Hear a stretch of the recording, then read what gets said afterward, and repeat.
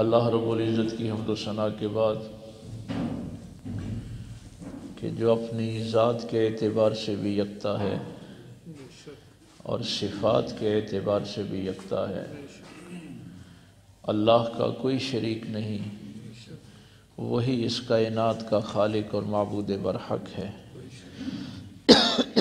اسی نے انسان کو اشرف المخلوقات بنایا اور ہم سب نے پلٹ کر اسی اللہ کے حضور پیش ہونا ہے۔ بے حد و بے انتہا درود السلام امام الانبیاء حبیب کبریا شفیع المذنبین رحمت للعالمین تاجدار سلطنت دنیا و دین آمنہ کے لال باعث تخلیق کائنات احمد مجتبیٰ و محمد مصطفیٰ صلی اللہ علیہ وآلہ وسلم کی ذات اقدس پر کہ جن کے صدقے اللہ نے ہمیں ایمان کی دولت سے مالا مال فرمایا۔ نہایت واجب الاحترام معزز سامعین، بزرگوں، دوستوں، عزیز بھائیوں،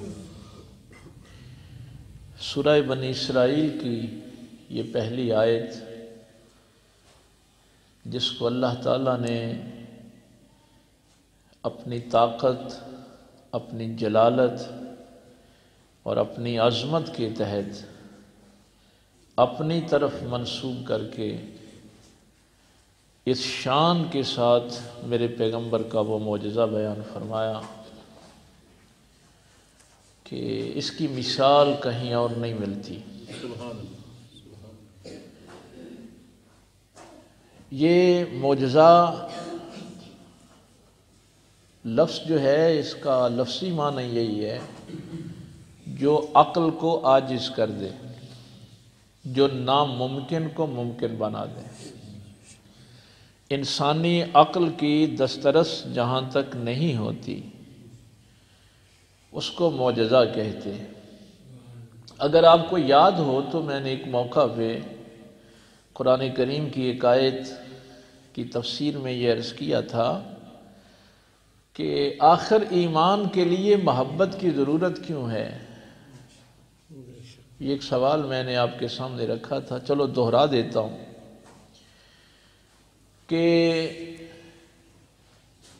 قُلْ إِن كُنتُمْ تُحِبُّونَ اللَّهَ فَاتَّبِعُونِي يُحْبِبْكُمُ اللَّهُ، اور دوسرے پارے میں ارشاد فرمایا اشد حبا للہ، ایمان والے جو ہیں وہ محبت نہیں شدید محبت کرتے ہیں اللہ سے۔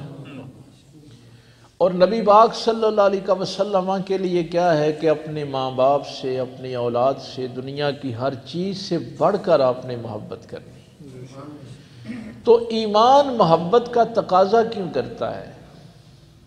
یہ ہم نے اس دن قرآن سیکھتے ہوئے یہ بات آپ کے سامنے رکھی تھی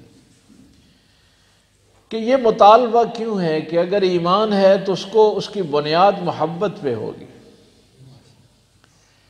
تو میں نے اس کے جواب میں عرض کیا تھا، ویسے تو آپ کو چاہیے تھا کہ آپ بتا دیتے، چونکہ یہ دوبارہ مجھے نہ دہرانی پڑتی بات، کہ عقل اور علم ایک حد تک آپ کا ساتھ دیتے ہیں، یعنی عقل آپ کا ایک حد تک تو ساتھ دے سکتی ہے، آگے جا کے حیرت میں چلی جائے گی۔ علم بھی آپ کا ایک حد تک ساتھ دیتا ہے۔ یہ محبت کی طاقت ہے جو اس سے آگے آپ کی رہنمائی کرتی ہے۔ جہاں آپ کی عقل اور آپ کا علم جواب دے جاتا ہے، حیرت میں چلا جاتا ہے، تو اس کے آگے پھر محبت کی روشنی آپ کی رہنمائی کرتی ہے۔ تو اس لیے جب آپ معجزہ دیکھیں گے یا اس کا ذکر کریں گے تو عقل تو حیرت میں چلی گئی، علم جواب دے گیا، تو اب معجزے پر ایمان تو محبت نہیں لانا ہے بھائی۔ معجزے پہ عقل جو ہے وہ تو بیچاری حیرت میں چلی جائے گی، وہ تو ساتھ نہیں دے سکتی۔ تو اس لیے ایمان کے لیے تقاضا جو ہے قرآن کا وہ محبت کا ہے۔ اگر یہ نہیں ہوگی تو پھر آپ ایمان کے ساتھ ساتھ چل نہیں سکتے۔ تو معجزہ ہوتا ہی وہی ہے جو عقل کو عاجز کر دے، ناممکن کو ممکن بنا دے۔ اور پھر یہ معجزہ جس کی طاقت، یہ لفظ سبحان کا عام معنی یہی کرتے ہیں پاک، سبحان اللہ، اللہ پاک ہے۔ ایک تو عقیدے کی ڈیفینیشن کے حوالے سے میں نے اس کی چند چیزیں آپ کو پہلے بیان کر دی ہیں۔ یہ لفظ سبحان اللہ تعالیٰ وہاں استعمال فرماتا ہے جہاں مختلف طاقتوں کا انکار کرنا ہو۔ مثلا مشرکین مکہ کے ہاں یہ تصور تھا کہ جیسے ہمارے بادشاہ ہوتے ہیں، بڑے طاقت والے ہوتے ہیں، ان کے پاس دولت ہوتی ہے، فوج ہوتی ہے، لیکن اس کے باوجود وہ کچھ کام کر سکتے ہیں، کچھ نہیں کر سکتے۔ جو بادشاہ ہوتا ہے نا دنیا کا، وہ سارے کام نہیں کر سکتے۔ تو وہ سمجھتے تھے کہ محمد صلی اللہ علیہ وسلم کا اللہ بھی ایک بادشاہ ہے، تو وہ کچھ کام کر سکتا ہے، کچھ نہیں کر سکتا۔ تو یہاں فرمایا سبحان الذی اسری بعبدہ، جس بادشاہ کا تصور تمہارے ذہن میں ہے، محمد کا رب اس کے کہیں بڑا ہے۔ وہ تمہاری ان لمیٹیشن سے پاک ہے۔ یہ وہ بادشاہ نہیں ہے جو کچھ کر سکتا ہو اور کچھ نہ کر سکتا ہو، وہ جو جی چاہے کر سکتا ہے، اس نے تو ارادہ کرنا ہوتا ہے۔ تو یہ لفظ سبحان اس وقت استعمال ہوتا ہے کہ اور طاقتوں کے ساتھ اللہ کی طاقت کو تم نے کمپیریزن نہیں کر، موازنہ نہیں کر۔ اب چونکہ یہ بات بہت بڑھیا تھی اور اس معجزے نے تو ہلا کے رکھ دیا سب کو، اسی لیے تو کچھ مسلمان جو تھے وہ بھی ہل گئے۔ ہاں، جو نئے نئے لوگ مسلمان ہوئے تھے وہ بھی کفار کی باتوں میں کہ یہ کیسے ممکن ہے کہ یہ اتنے مہینوں کا سفر راتوں رات مسجد حرام سے مسجد اقصی تک کا اور پھر آسمانوں کا، تو عقل تو جواب دے گئی نا، حیرت میں چلی گئی۔ لیکن اس ماحول میں وہ عشق والا بندہ پھر کھڑا ہوا نا۔ ابتدا میں تو اس نے بھی یہی کہا، جب ابو جہل نے کہا کہ ابو بکر اگر کوئی بندہ یہ کہے کہ میں رات کے تھوڑے سے حصہ میں مسجد حرام سے مسجد اقصی تک کا اور پھر آسمانوں کی عرش کرسی کی سیر کر کے آ گیا ہوں، تو کیا تم مانے گا؟ تو ابتدا میں یہی کہا تھا کہ نہیں، اگر کوئی کہے تو پھر نہیں مانوں گا، بھائی عقل چل نہیں سکتی اس کے ساتھ۔ تو اس نے کہا بات بن گئی۔ جب ابو جہل نے کہا نا پھر تیرا نبی کہتا ہے، تو فرمایا اگر میرا نبی کہتا ہے تو سچ کہتا ہے۔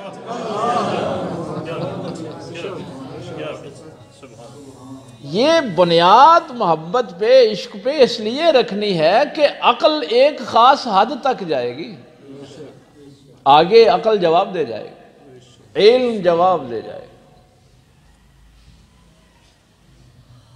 نبی پاک صلی اللہ علیہ وسلم فرماتے کہ میں یہ سارا کام کر کے آیا ہوں، تو انکار پھر بھی ممکن نہیں تھا، انکار پھر بھی ممکن نہیں تھا، لیکن یہاں تو رب ذوالجلال نے فرمایا کہ میں لے گیا۔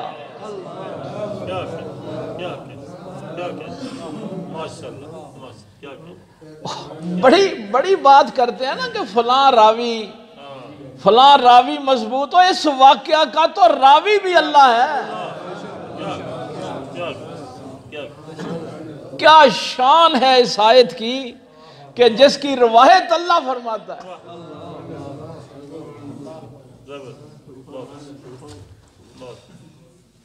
معجزے کے متعلق میں ابتدائی ایک بات کہہ دوں، وہ آ گئی میرے ذہن میں۔ مشرکین مکہ نے بڑا سوچ سمجھ کے یہودیوں کے علماء سے ملے، نصارہ کے علماء سے ملے، یمن کے علماء سے ملے، اور پھر یہ سوچ سمجھ کے انہوں نے یہ فیصلہ کیا کہ ہم سمجھتے ہیں کہ ان کے پاس جادو ہے، یہ جو پتھر کلمہ پڑھتے ہیں نا، یہ جادو ہے، یہ جو آپ شجر کو حکم دیتے ہیں تو وہ درخت چلتا ہوا آ جاتا ہے پھر واپس چلا جاتا ہے۔ تو یہودیوں کے علماء نے ان کو بتایا تھا کہ آسمانی چیزوں پہ جادو نہیں چلتا۔ یہ انہوں نے بڑا سوچ سمجھ کے، اور بڑا سنگین سوال تھا یہ، کہ آپ چاند کے 2 ٹکڑے کریں۔ یہ انہوں نے پہلے سارا علم حاصل کر لیا تھا، اور اس علم کی بنیاد یہ تھی کہ اگر نبی ہیں تو پھر تو آسمانوں پہ بھی ان کی دسترس ہوگی، اگر جادوگر ہیں تو جادو آسمانی چیزوں پہ چلتا نہیں۔ اب یہ سارا سوچ سمجھ کے انہوں نے یہ 27ویں پارے میں سورہ رحمان سے جو پہلی سورہ ہے اس کا مطلب پہلی آیت تھی۔ آج میں نے آپ کو اور بات بتانی۔ ایک بندہ آیا کہنے لگا سائنس چاند ٹوٹنے کے معجزے کو نہیں مانتی۔ بندہ بہت پڑھا لکھا تھا، کہنے لگا کہ سائنسدان کہتے ہیں کہ یہ معجزہ ممکن ہی نہیں ہے۔ اب وہ چیز ذہن میں رہے کہ عقل ایک حد تک جا سکتی ہے اور علم بھی ایک حد تک تمہاری رہنمائی کرتا ہے۔ میں نے کہا کہ سائنس کیوں اس معجزے کا انکار کرتی ہے؟ اس نے کہا جی سائنسدان کہتے ہیں کہ یہ جو نظام شمسی ہے ہمارا سورج کا، اس میں سے اگر ایک ستارہ سیارہ بھی ادھر ادھر ہو جائے نا تو یہ سارا نظام تباہ ہو جاتا ہے۔ یہ ممکن نہیں ہے کہ چاند آسمانوں سے نیچے آ گیا، 2 ٹکڑے ہو گیا، اور وہ چین آف کمانڈ جو تھی وہ ٹوٹ گئی۔ تو چین آف کمانڈ جب ٹوٹتی ہے تو چھوٹی سی مشینری بھی آپ کو پتہ ہے کہ جواب دے جاتی ہے، پھر آپ کی کار چل نہیں سکتی اگر ایک گراری بھی نکل جائے گی۔ تو کہنے لگا کہ سائنسدان کہتے ہیں کہ جب چین آف کمانڈ ٹوٹ گئی تو پھر تو آگے قیامت آ جانی چاہیے تھی نا، یہ زمین بھی باقی نہیں رہ سکتی تھی، یہ بھی سیارہ ہے نظام شمسی میں۔ تو اس لیے یہ چاند کے ٹوٹنے والا جو کام ہے نا یہ نہیں ہو ہی نہیں سکتا، اگر ہوتا تو پھر قیامت آ جاتی، تباہ ہو جاتی کائنات۔ اللہ غنی۔ میں نے اس سے کہا کہ تو نے سچ کہا ہے، بالکل صحیح کہا ہے، سائنسدانوں کی بات بالکل ٹھیک ہے۔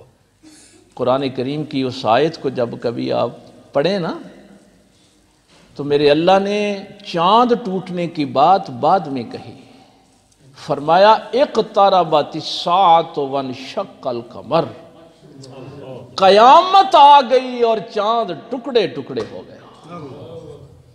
اقتربت الساعۃ، قیامت قریب آ گئی، یعنی جب چاند ٹوٹا تھا تو قیامت آ گئی تھی۔ یہ جو بات انہوں نے کہی ہے وہ سچ کہی ہے، لیکن قرآن نے شق قمر کی بات بعد میں کی، پہلے قیامت کی بات کی۔ اقتربت الساعۃ، قیامت آ گئی۔ اس نبی کا یہ بڑا معجزہ نہیں تھا کہ اس نے چاند توڑا، اس کا بڑا معجزہ یہ تھا کہ اس نے پہلے قیامت کو روکا پھر چاند کو توڑا۔ نعرہ تکبیر، نعرہ رسالت، نعرہ حیدری۔ اب اگر آپ اس کا ترجمہ پڑھیں گے تو آپ کو کیا سمجھ آئے گی؟ ترجمہ تو یہی لکھا ہوا ہے، قیامت قریب آ گئی اور چاند 2 ٹکڑے ہو گئے۔ کسی کو کیا سمجھ آئے اس کا؟ اب کہیں گے کہ جب قیامت آئے گی پھر چاند ٹوٹے گا۔ اقتربت الساعۃ، قیامت قریب آ گئی۔ تو وہ جو سوچ کے آئے تھے کہ شاید صرف چاند تک اس نبی کی حکمرانی ہے، ان کو کیا پتا کہ کائنات تک اس کی حکمرانی ہے۔ اقتربت الساعہ، اب کبھی اس آیت کو پڑھنا تو وجد آتا ہے، کیا شان قرآن نے میرے پیغمبر کی بیان کی۔ اور بریکٹ میں آج ایک دو ترجمے اور بھی دیکھ رہا تھا، بریکٹ میں انہوں نے لکھا ہے قیامت قریب آ گئی، اور پھر بریکٹ میں لکھتے ہیں ٹل گئی۔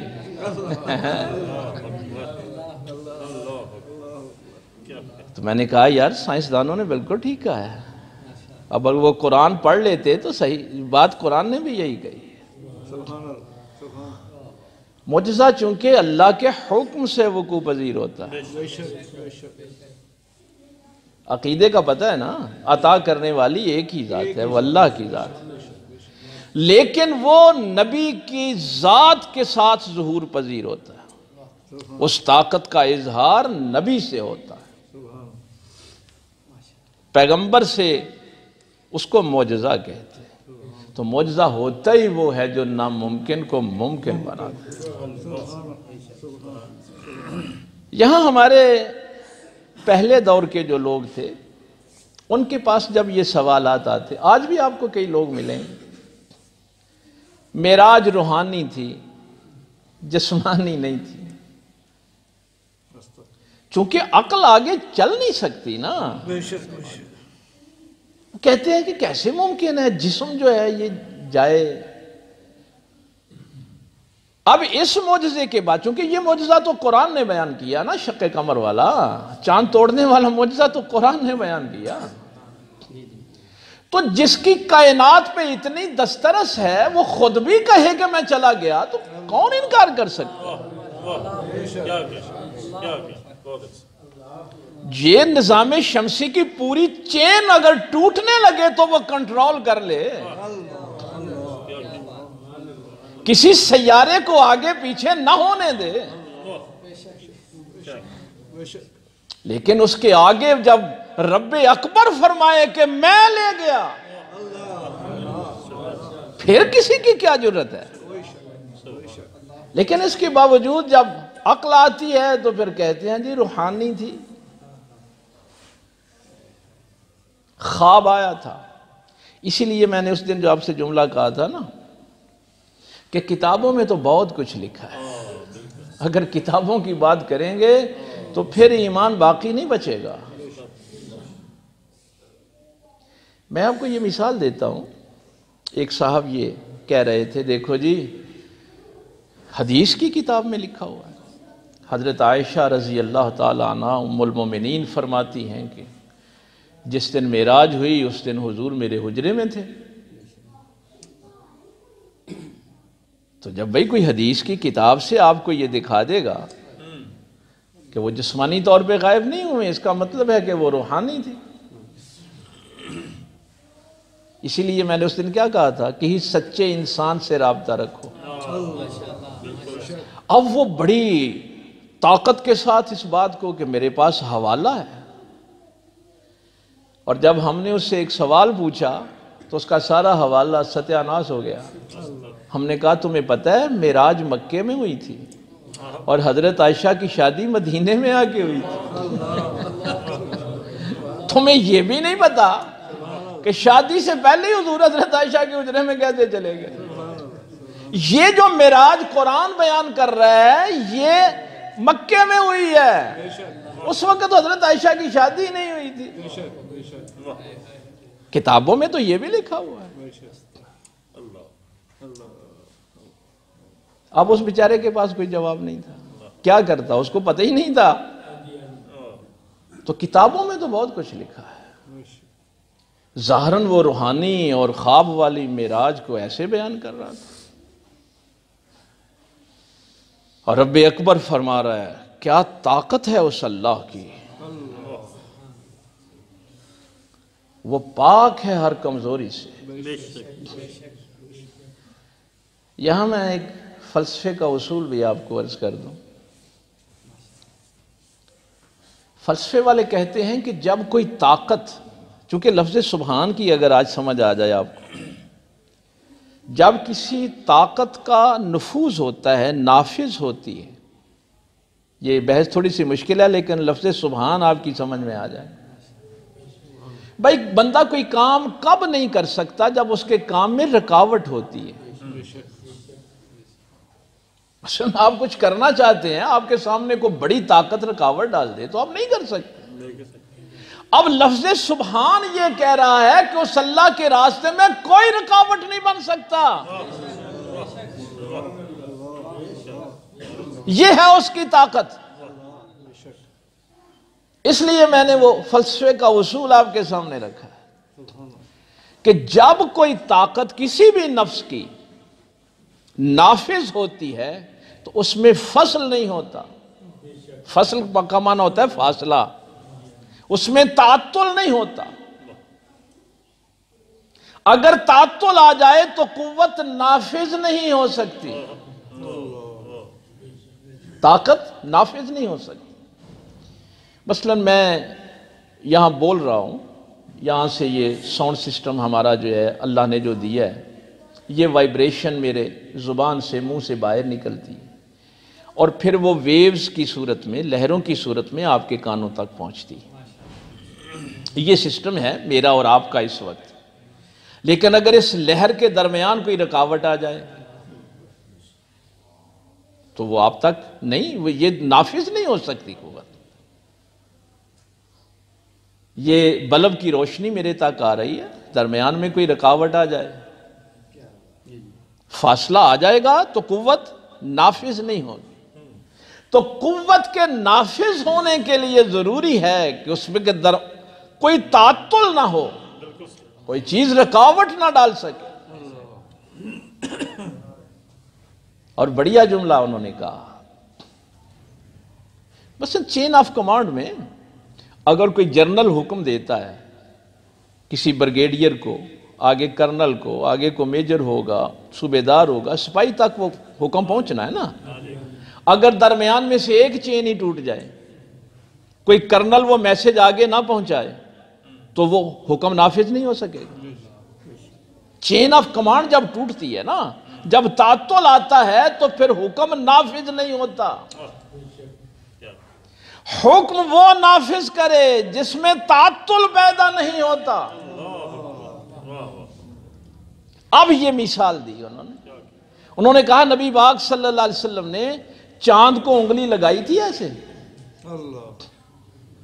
چونکہ ابھی تک کوئی ایسی انرجی دریافت نہیں ہوئی جو روشنی کو کاٹ دے۔ کوئی ایسی انرجی دریافت نہیں ہوئی جو روشنی کو کاٹے۔ اور جب قرآن کریم کہتا ہے کہ لو انزلنا ھذا القرآن علی جبل لرأیتہ، اگر ہم اس قرآن کو پہاڑوں پہ نازل کرتے تو وہ ریزہ ریزہ ہو جاتے۔ اور قرآن کو تو نور سارے مانتے ہیں نا۔ اس کا مطلب ہے کہ محمد الرسول اللہ کو بڑی طاقت والی شے ہے۔ بھائی قرآن سے کوئی بڑی طاقت والی شے ہے نا۔ اب حضور نے تو انگلی جا کے چاند کو نہیں لگائی، چاند بھی نور ہے۔ اس انگشت مبارک سے نکلنے والی نور کی شعاع، درخت کو بھی حضور اشارہ کرتے تھے نا، اس میں سے نکلنے والی وہ انرجی جو تھی اس کو اپنی طرف کھینچ لیتی، درمیان میں کوئی تعطل نہیں آتا تھا، کوئی فاصلہ نہیں رہتا تھا۔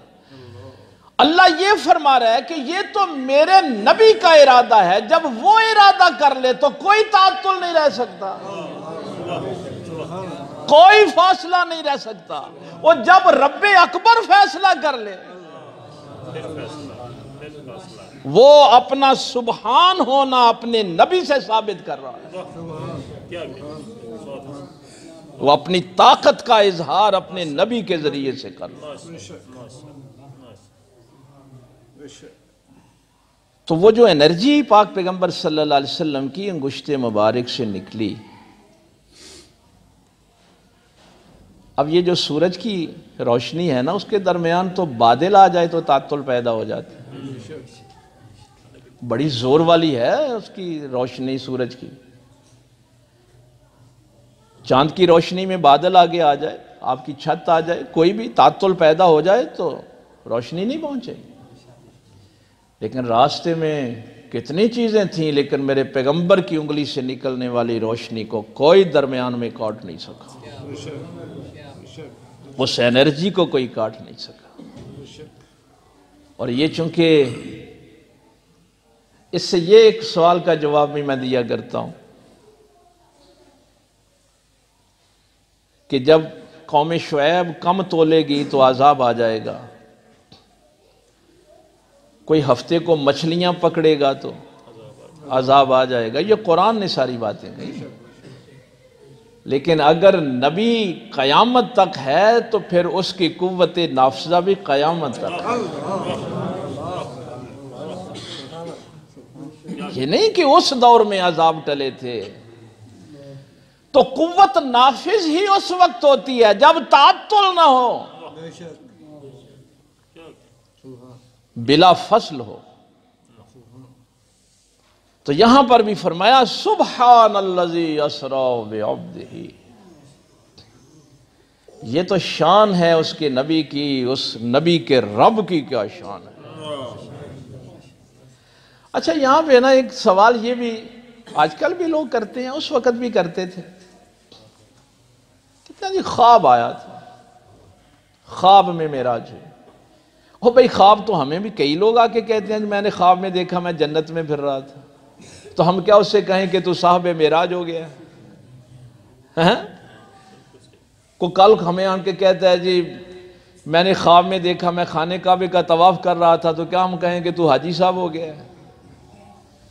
پھر تو ساری دنیا ہی صاحب میرا، پھر اللہ تعالیٰ کو اتنی شان و شوکت کے ساتھ اس کو بیان کرنے کی کیا ضرورت تھی؟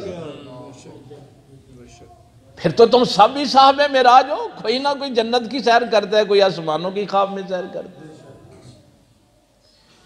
یہاں یہ بھی یاد رکھنا اللہ تعالیٰ نے نبیوں کے خواب بیان کیے ہیں، اسی قرآن میں نبیوں کے خواب بیان کیے ہیں، پھر ان کو خواب ہی کہا ہے۔ ابراہیم علیہ السلام نے خواب دیکھا تو قرآن نے اس کو خواب ہی کہا ہے، اس کو واقعہ نہیں کہا۔ اور جب ابراہیم علیہ السلام نے اس خواب کو بیٹے کے سامنے بیان کیا تو ابراہیم نے بھی خواب ہی کہا، یا بنی انی ارا فی المنام انی اذبحک۔ یعنی اللہ نے جب نبیوں کو خواب دکھائے تو ان کو خواب ہی کہا ہے۔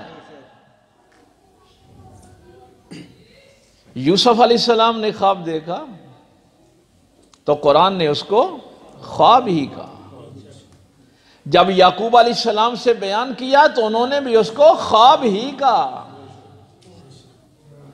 لیکن یہاں میرے اللہ نے خواب نہیں کہا، فرمایا سبحان الذی اسری بعبدہ، وہ ذات پاک ہے جس نے سیر کروائی اپنے بندے کو۔ یہاں یہ بھی ایک سوال اٹھتا ہے، اللہ نے یہ کیوں نہیں کہا کہ اللہ نے اپنے نبی کو سیر کروائی، اپنے رسول کو سیر کروائی، اپنے عبد کو سیر کروائی؟ اس میں دو چیزیں مفسرین نے بہت کمال کی لکھی، بہت کمال کی۔ ایک یہ ہے کہ اگر اللہ تعالیٰ فرماتا نا کہ نبی کو یا رسول کو سیر کروائی، تو نبی اور مثلا مجھے آپ کہتے ہیں کہ یہ معلم ہیں، استاد ہیں، تو استاد کی جو صفت ہے یہ کسی مٹیریلسٹک چیز کا نام نہیں ہے۔ میرے اندر کون سی وہ چیز ہے جس کو آپ استاد کہیں گے، معلم کہیں گے؟ تو یہ صفت جو ہوتی ہے نا، اس کا تعلق جو ہے کسی مادی جسم کے ساتھ ہوتا ہے، لیکن صفت کو آپ ویسے بیان نہیں کر سکتے۔ اللہ تعالیٰ کہتا میں نے نبی کو رسول کو سیر کروائی تو پھر وہاں صرف بات ہوتی روحانیت کی یا خواب کی، لیکن عبدیت کا تعلق چونکہ جسم کے ساتھ ہے، عبدیت کا تعلق جسم کے ساتھ ہے۔ یہ بتانا تھا کہ نبی نے خواب نہیں دیکھا، جہاں تک روح نے چاہا وہاں تک جسم بھی ساتھ گیا۔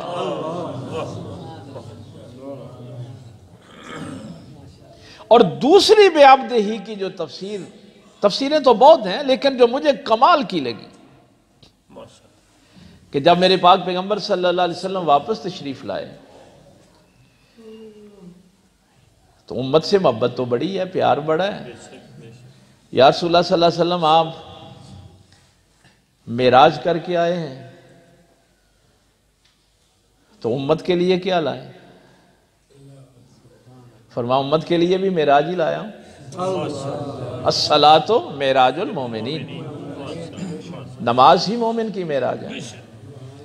تو پیغمبر کو جو تحفہ ملا، پیغمبر وہی تحفہ لے کے آئے۔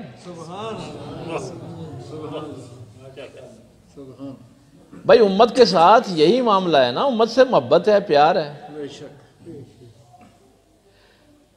تو یہاں پہ مفسرین یہ کہتے ہیں، بڑا کمال کا جملہ، اگر اللہ فرماتا کہ معراج نبی کو ہوئی، رسول کو ہوئی، تو نبوت تو ختم ہو گئی تھی، قیامت تک پھر کسی اور کو معراج کیسے ہوتی؟ معراج عبد کو ہوئی ہے، جب تک عبدیت موجود ہے اللہ تعالیٰ معراج کرواتا رہے۔ یہ ختم نبوت کا بھی معاملہ تھا، لیکن وہ درجے ہوں گے۔